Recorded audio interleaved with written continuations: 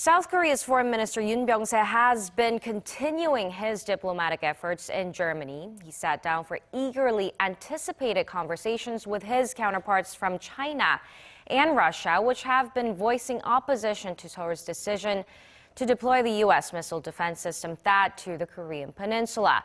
However, instead of narrowing their differences, the talks merely cemented their respective views. Minji has the details.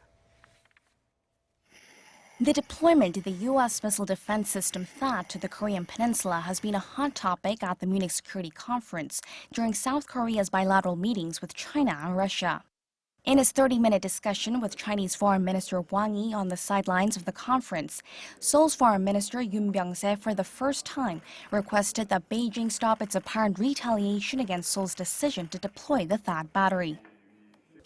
I requested that China take appropriate measures in its recent regulatory moves in the economic and cultural sectors, personnel exchanges, and even in the arts.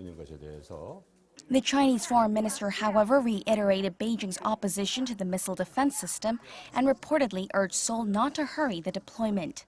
His comments are seen to have taken into account a possible early presidential election in South Korea that could leave room for flexibility.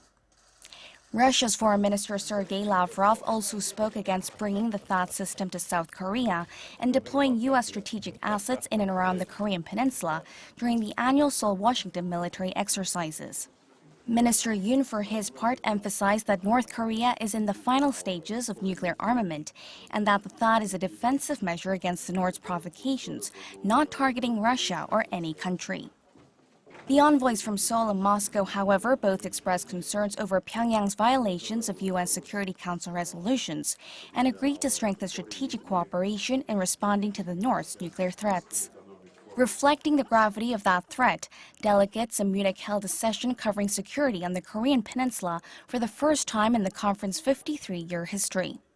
There, Minister Yun emphasized that the North Korean nuclear issue is a ticking bomb and that it's time to take action. Minji, Arirang News.